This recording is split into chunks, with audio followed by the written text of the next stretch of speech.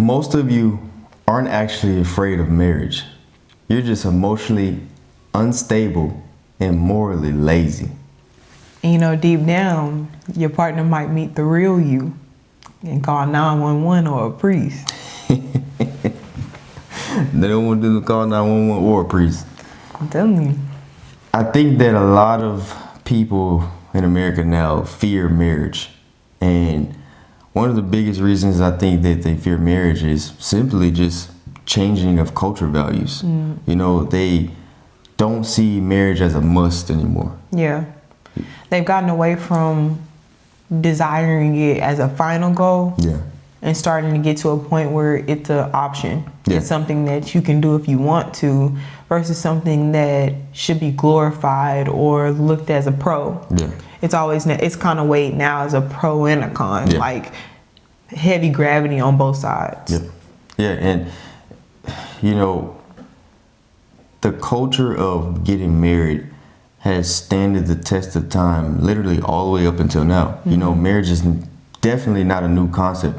Marriage has been incorporated since the beginning of times, right? So for us to now think that marriage is not a must and that marriage is an option, right, which it is technically, but marriage is the reason that you grow.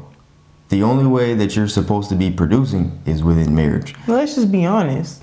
You want to sow your wild oats. You want to swing from the bar. You want to have babies and practice I was trying not to go all there. type of different cultural norms that we find to be normal now. Yeah. You know, you want to be a part of that culture. You want to be able to talk about your baby daddy online. You want to be able to do your rants and perpetuate trauma onto other people because that's the culture. Yeah. We love it and we find it to be entertaining and we find it to be appropriate, but there's nobody saying that it's inappropriate, and your grown self may think it's fine, but the kids are the ones that are suffering at the end of the day. Yeah, exactly.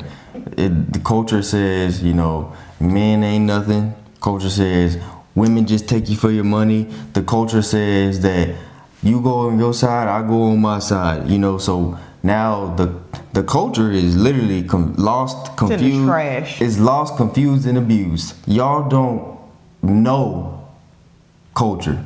Y'all are lost. You're literally following a culture that has no back to stand on, no backbone, No boundaries, no parameters, nothing that makes you an individual anymore. It's a bandwagon herd mentality of things that people find to be appropriate, and if you don't agree with it, then you're exiled into what? Loneliness. You're canceled. Oh well. You know what I'm saying? Y'all have to stop being so afraid. Let's talk about that. How many times in the Bible does it say do not be afraid? 365 times. You know why that's important? Because how many days in a year? 365. Every day. You can tell yourself to not be afraid. Don't be afraid of going against the grain. Don't be afraid of what it means for you to be in a happy marriage and for you to flaunt that around. Like, I'm sick of that. Yeah. I'm sick of y'all. I'm sick of, I ain't gonna say that. That's about TikTok. But I'm tired of hearing the same stories from women who are saying, I gatekeep my happiness in my marriage. I don't want to spread it because of the negative evil eye. Come on, man. Talk about your happiness, because these women and even men, like men, the same thing.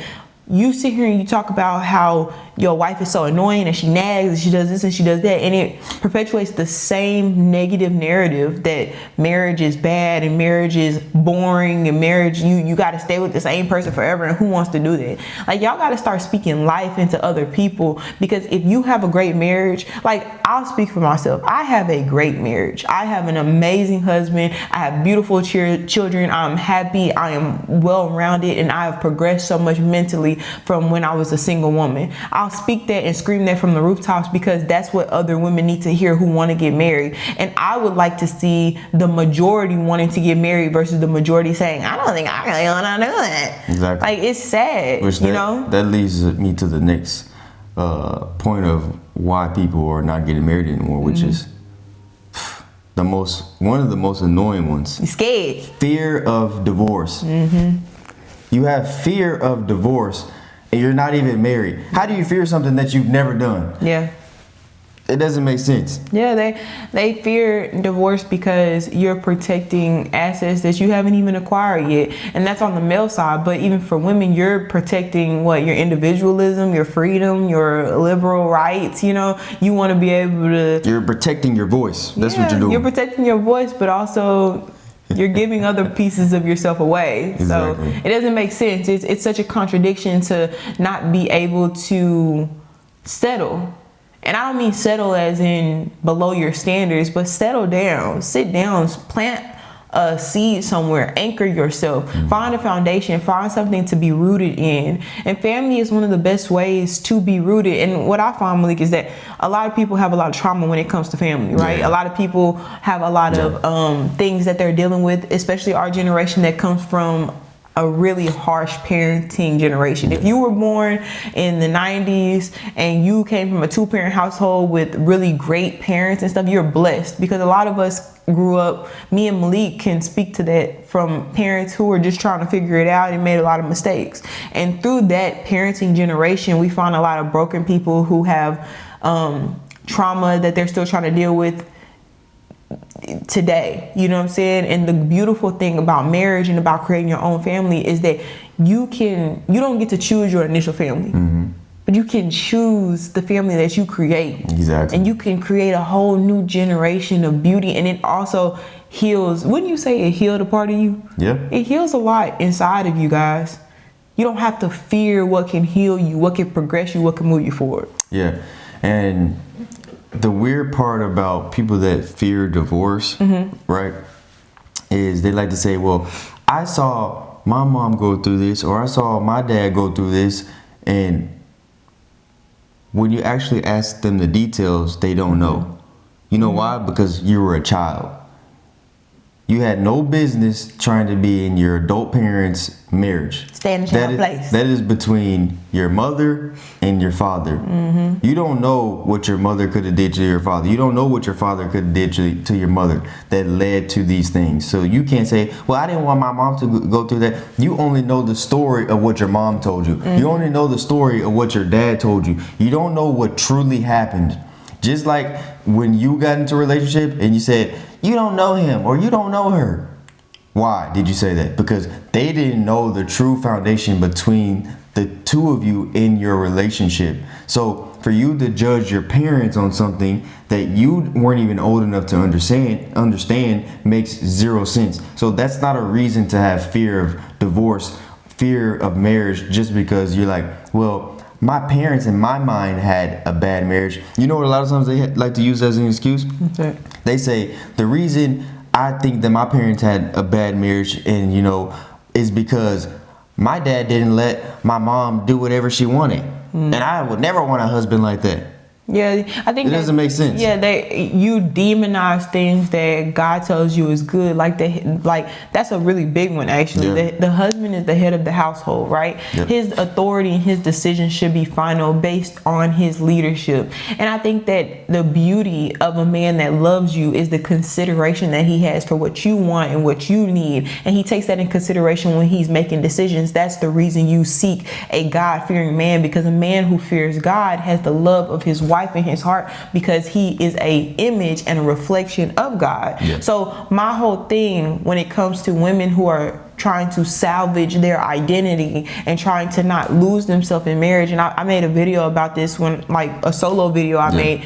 You're supposed to lose yourself in marriage. You're supposed to become one flesh with your husband. And I think that the tethering, like the continuation of like the pulling, the tug of war of you trying not to be tethered to your partner or your husband or your wife, is the reason why we find such a strain in marriages, why we're struggling, and why a lot of people don't know how to communicate. Like you hear the saying all the time. The number one thing about marriage is communication. And it's like, why is that being said as this cliche now? Because we really struggle with communication, because you're not on the same page with the person that you're supposed to surrender yourself to. Not only women, but men as well. You're supposed to surrender your individual identity to one another to create a unified identity within one another. until you do that, you're not going to see the fruits and the blossoming from the marriage. Yeah. Because you're not doing it and to properly. Speak for the man's side, men, y'all have a fear of divorce because you don't want her to take your things. You're like, I don't want her to take my money. I don't want her to get half of my stuff, half of my assets. First of all, most of you don't have real assets. So I don't know where y'all getting this from. You just heard that as a talking point from people on the internet. Stop saying you have assets. You don't have any assets. This is a fact. Most of you don't have assets statistically. So stop being afraid of getting married because of your fake assets. Secondly, you're afraid of being married, but you're impregnating these women outside of marriage. And then you're like, she did this to me. Well, first of all, you didn't commit to the woman, but you're having a child with her, and now you're like, well, why this happened to me? Now you're trying to blame her. No, it's your fault too. You got her pregnant, just like she got pregnant. You cannot say I'm afraid of marriage and go get somebody pregnant outside of marriage. That makes zero sense. You won't marry a woman, but you'll get her pregnant. It don't make no sense. What? And when you speak about the listen, Malik, when you speak about the assets that they're protecting, the ones that they believe they have, the other side of that is, if you do have money or you don't have the assets but you're working towards the assets, another fear that they have is like a financial delay. Like, I'll get married when I get the money. I'll get married when I get this. If you living with a person and you sleeping with a person, you reproducing with a person, what do you call it? Integrating. Yeah, what they do is they integrate before they evaluate. There you go. Yeah. That's what y'all doing. You integrate before you evaluate. You mesh your life with a person, and then you prolong marriage. Mind you, me and Malik got married at the courthouse. It cost what, $100? $150. $150. That ring didn't cost $150. I'm just saying, seriously though, you integrate your lives with each other, and you reproduce with these people, and you create this setting of a false marriage. Yes. But then you prolong these things for what? For an excuse, because the real thing is that you're not waiting to be financially stable. Listen, fellas, y'all are not, and women, if you're listening, he is not waiting for marriage because he needs to get his money straight. He's waiting for marriage for some type of procrastination reason, whether that be he wants to keep sleeping around, whether that be he's not ready, or he doesn't want to be with one woman for the rest of his life. He hasn't decided completely on you. There is a specific reason why he's delaying, but I promise you, financial is not the reason, because when you are trying to build a life with somebody, financials are things that come together. Me and you have to work out our financials together. These are things that you have to build together. Me and Malik had to sit down and try to figure out what the financial structure for our family is together. So trying to be ready and prepare this nest egg for you to marry somebody, it doesn't make sense. It's a lie. You know what you do? You do what we do. You go ahead, you get your paperwork in order, you get it legalized. This becomes your man. This is my man, okay? And then you have a wedding later. You have a wedding when you have something to celebrate. And I'm not saying that marriage isn't a celebration, but the way I see it is, let us get some years behind our belt. We're thinking around 5 years, we have us a really nice ceremony, because 5 years is truly an accomplishment. So you don't have to delay it. It's not necessary. And what I see is, and this is not even what I see. This is a fact. We're talking about men and women waiting to get financially stable, right, before they get married, right, because they have financial insecurities. But it is a fact that married men are more successful than single men. And there's a reason for that. There's a reason that married men are more successful than single men. You know why? Because you have someone depending on you. You have someone who's it's like a push. Yes, it's a push. You have someone, whether it's your wife or your wife and your children, that say, we need food on the table. Even if they're not literally saying those words, you know that's what it is. You know, I gotta feed my children and I gotta feed my wife, take care of my wife and take care of my children. Because you're taking on that burden to say, they are depending on me. A grown woman and little babies are dependent on me. That's a responsibility. And truthfully, that's how you become a man. I was just about to say. You become a man when people are depending on you and you can come through for them. That's what a man is. A man is someone that has responsibilities and people depending on them, and you can pull through for them. And that's also the same way towards womanhood. When you have duty, when you have things that you need to accommodate for your husband and your children, that is true womanhood, because womanhood is something that is selfless. Yeah. We transition from being young girls that are so selfish and worried about ourselves, worried about what we gonna do and what we gonna wear and how we gonna look, and we worry about those things. But then when you become a mother and you become a wife, and even if you become just the wife, you have to put someone's feelings and consider someone other than yourself. Yeah. It's a push that a lot of us aren't ready for and can't even fathom. Yep. We can't even quantify the magnitude of this calling when it comes to being in a relationship that's supposed to last a lifetime. Yep. So it's crazy because we are afraid of marriage. Mm-hmm. We're afraid of being with a person, but we ain't afraid of moving them in our house and laying next to them every night. Yeah, exactly. It's crazy.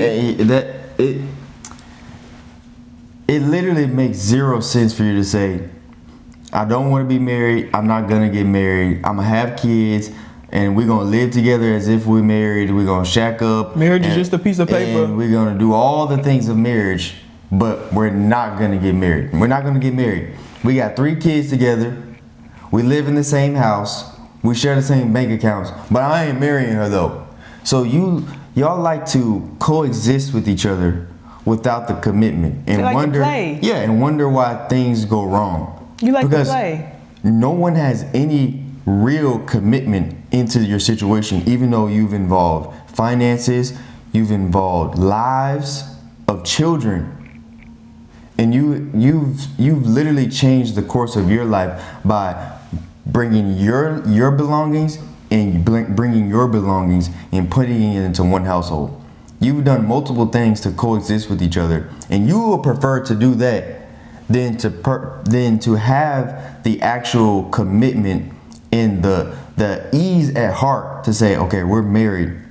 I could rest and say, okay, I'm good. We good. You wake up tomorrow, you know they can't just get up and walk out, but that's what y'all want to do. That's the reason why y'all don't want to get married. There you go. That's the reason why you don't want to get married. You don't want to get married because you are waiting on the day that you're tired and you can wake up and say, I'm out of here. Mm-hmm. I'm packing up my stuff. I'm packing up the kids and I'm out of here. Mm-hmm. Or I'm waking up, I'm packing up my stuff and I'm leaving you here with the kids. That's what y'all want to do.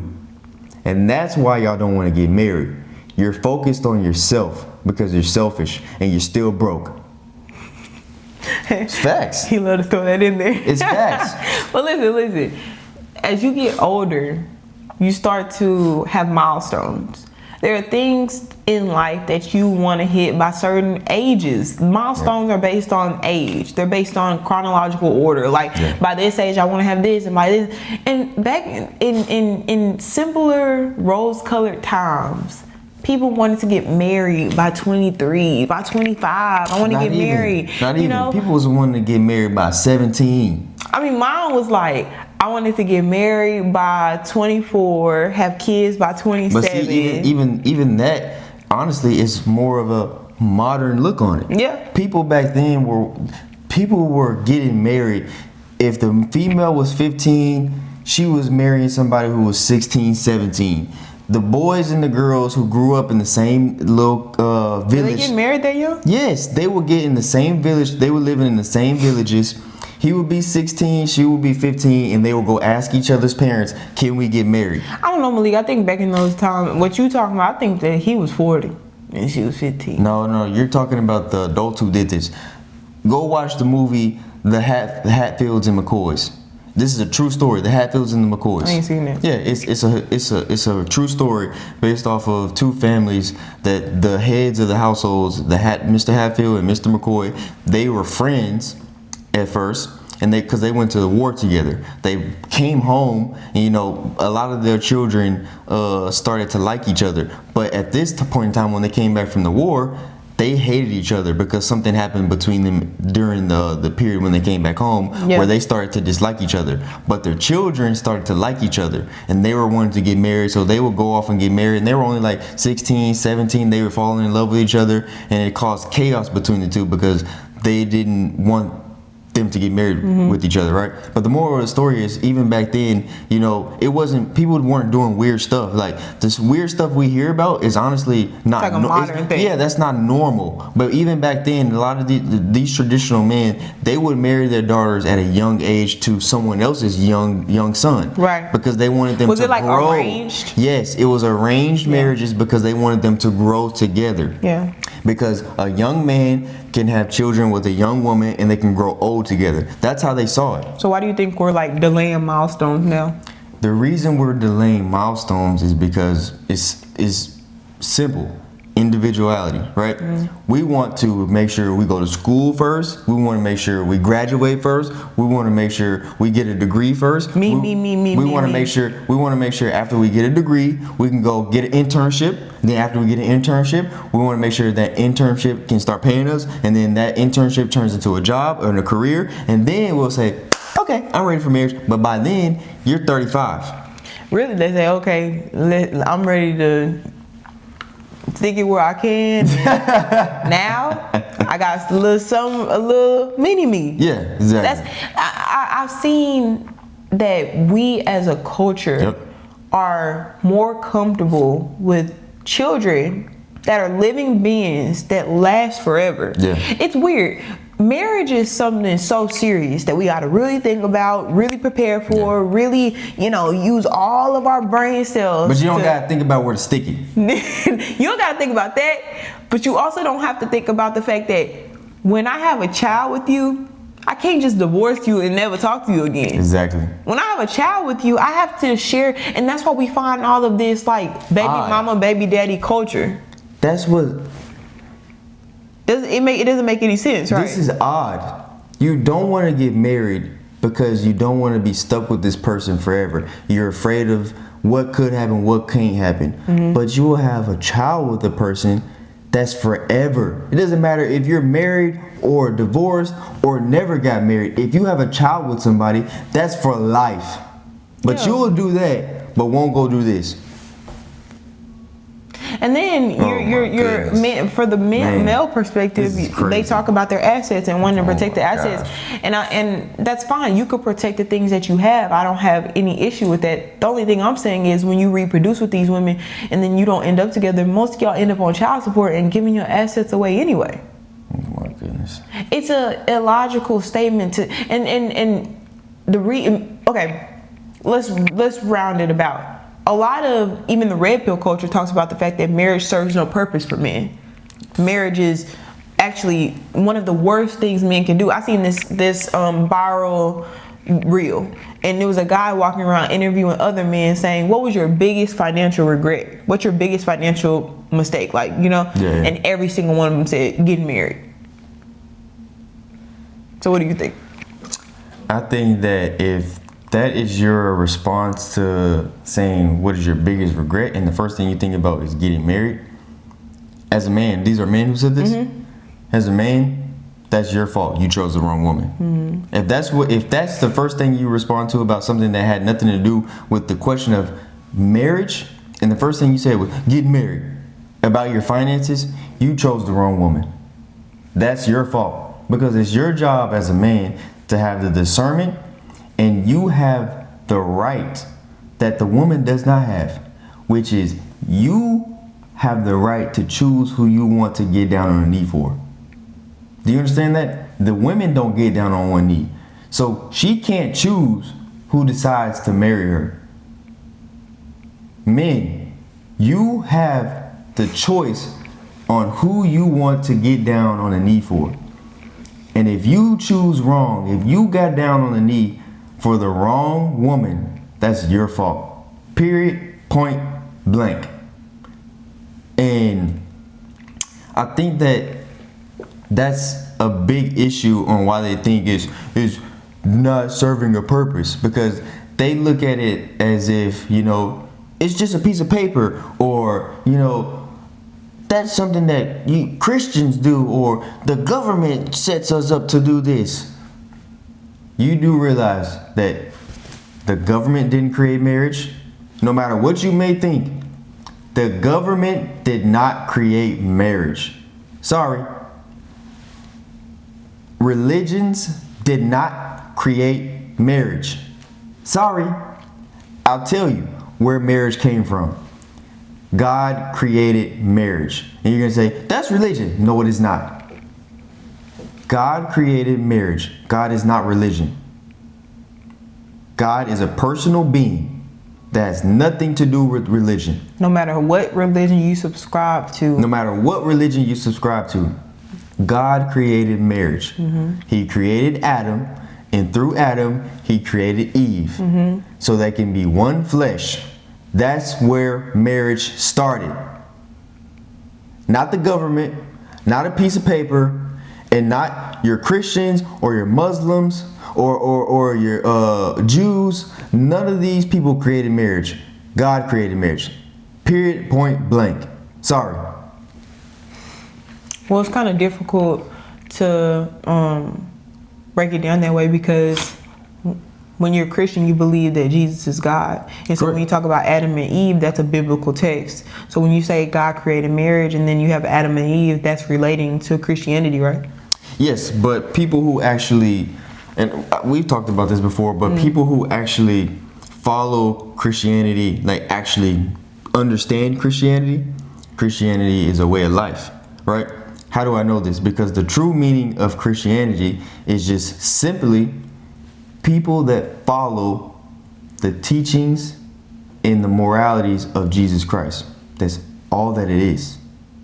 It's not based off of if I'm a good person or not, or if I'm a bad person. My church.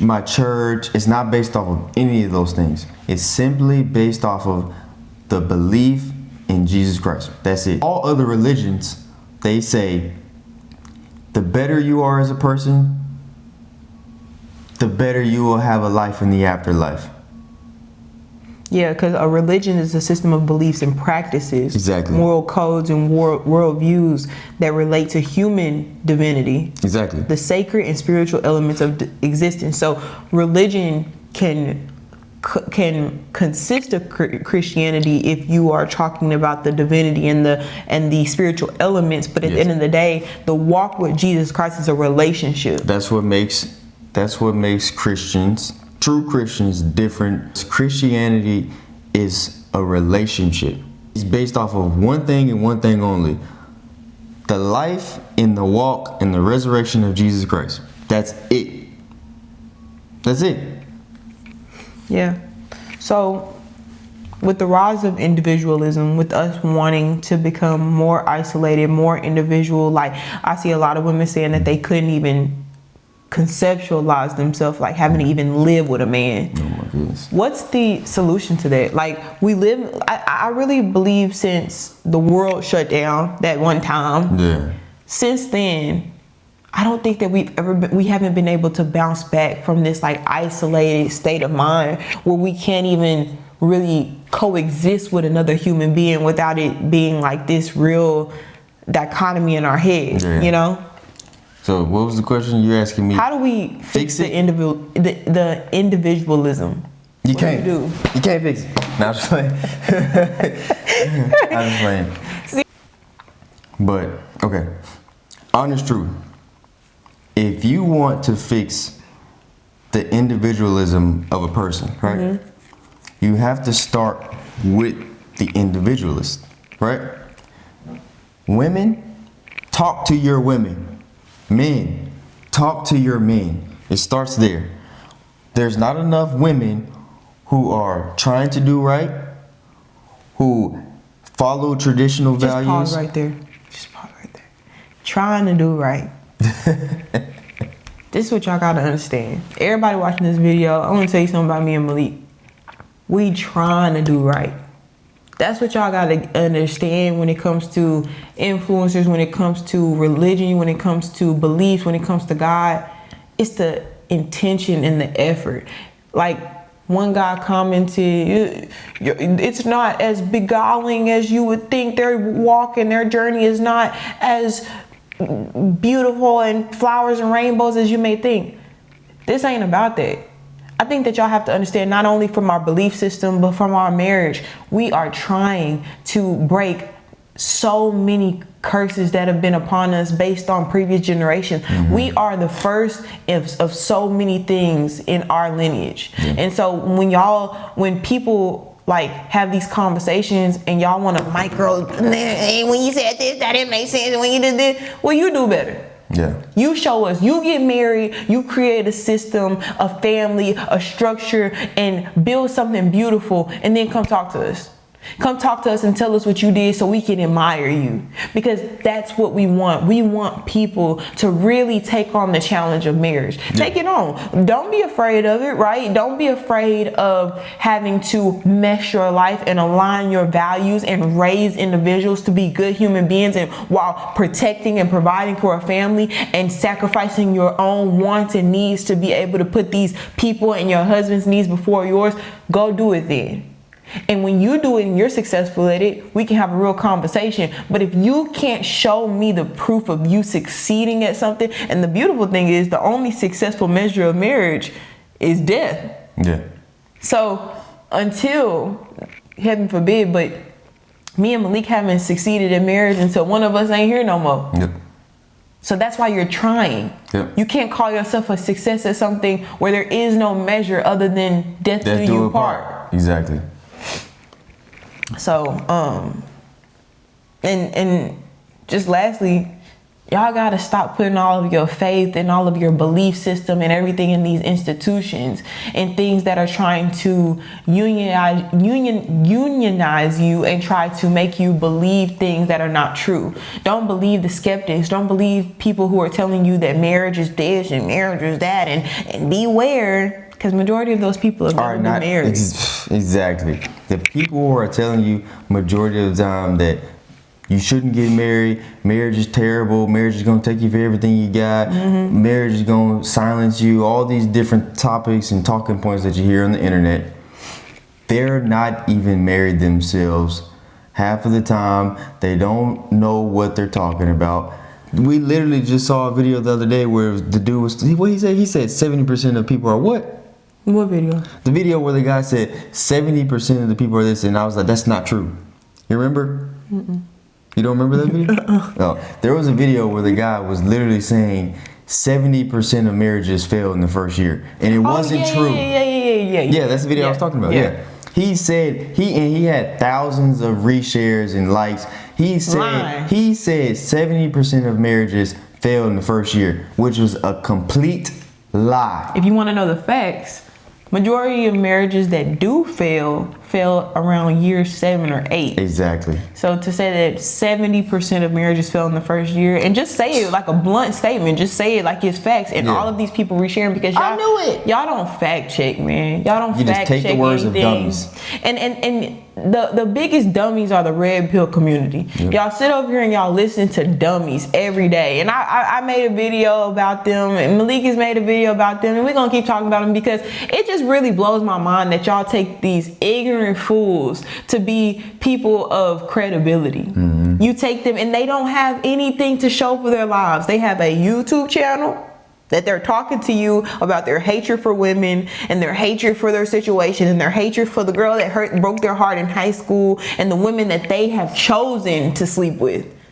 And you take on their trauma. And it's not only men. Women also try to identify with these men and try to become more of the women that these men would desire, not knowing that you're only putting yourself in a loophole. Because, baby, even if you was the most freaky swinger from the ceiling, submissive, quiet, yes sir, that type of woman, they still don't want you. Yep. Because they're not going to be satisfied because it's something within them. It's something within all of the people, not just men, not just that community, but all of the people online perpetuating negative stereotypes about marriage when most of them have never been in one. Exactly. They never seen one. They never been in one. And they couldn't even wrap their tiny brain around what it takes to accomplish and be in a successful marriage. You know, what's the imagery that God gives us for marriage? What does he relate marriage to? Jesus in the church. How infinite is the love that Jesus has for the church? And more than a human can even embody. Okay. So when you think that marriage is just a piece of paper, God says that his love for us and his followers and people that worship him, like the people that make it to heaven, basically the people that get this for our religious people. If you ain't religious, keep listening, because maybe it could help you too. But for the people that make it to heaven, for his people that are written in the book of life, he relates your soul and the way that he loves you to the way a man loves a woman. And I'll just repeat that because maybe y'all will just skip over that. What? A man loves a woman. Okay? And that's just 2 + 2 = 4. On this channel, that's just we don't speak of confusion over here. No. We understand clarity and we understand what it means to have success not only in marriage but in life. And are we the most successful? We will be. We ain't there yet, but we will be. And at the end of the day, what it comes down to is the progression and the understanding and the building, the stepping stones, right? And speaking the truth. Mm-hmm. There's not enough people who are married that are speaking the truth. You're afraid to speak up because you're like, I don't want to get unfollowed. I don't want to seem like a weirdo, or I don't want to seem like I'm bragging. No, tell the people who see your marriage and say, yes, my marriage is great. Okay, y'all. Look, this is the ring. Let me just show y'all that ring. This is the people, ring. there's too many. Okay, there's too many people that actually are married that are silent. That's why you don't see happy marriages. Exactly, because you think it doesn't exist, because there's too many people who speak up. The people who do speak up, they're not married. And the people who are married never speak up. We gotta protect our peace. We can't let people into our. Hey man, you gotta stop thinking you're that important. Mm-hmm. Your voice just saying I love my husband, I love my wife, and I'm happy is enough to spread some type of joy to somebody and some type of hope. I was just about to say this, sprinkle some hope or a little bit of expectation for the future for somebody. You don't know what that small sentence could do for somebody. So before you allow the person sitting next to you to talk about their divorce at the dinner table, how about before Tammy talk about how bad her baby daddy is amongst a group of people, how about you start the conversation with, guys, you know, me and my husband just... And I bet you they'll never bring up how terrible their life is. No. The conversation will turn very positive very quickly. Yep. Because nobody wants to fail in comparison. Exactly. You know? Exactly. Let's normalize positive conversations. Let's normalize positive company. Let's normalize married couples hanging out with married couples. Mm-hmm. Y'all stop putting yourself around miserable people. Don't put yourself around people who even make you feel like they're upset or jealous because you're happy. Yep. And then you feel like you gotta be mad. Now you feel like you gotta go home and, you know, say something crazy to your wife, or you feel like you gotta go home and say something crazy to your husband because your girlfriends or your homeboys said, why you always doing that? Why he always tell you to do this? Why you always gotta go home early? It's just weird. It's weird. And you let people, for the people who are married, encourage yourselves through what we're saying to you. Allow yourself to be happy in the structure of your marriage. What your husband says is how he runs that household, and what you agree to as the helpmate and the person who is under his authority and leadership, what you two as a couple, as a married couple, what y'all agree to and prepare the structure for your life. Don't let outsiders even tamper with that. Mm-hmm. Don't let nobody make you feel like what you're doing, even though it serves your husband and it serves you, you're happy. I'll use this for example. I'm happy being a housewife. I love it. When I first became a housewife, people were like, you just don't go, you gonna just depend on a man, you ain't gonna work, you ain't gonna do that, what if he do this, what if he do that? Baby, Leave your negative antics to yourself. Over here in the Carson household, we looking for infinity and beyond. And otherwise, whatever me and my husband decide in the privacy of our marriage, which, clock that word, privacy. Keep your personal business private. Share your happiness, because what we find is the opposite. Mm-hmm. You share your private business. Yep. You talk about but this. keep the happiness locked up, which is it's crazy. Yeah.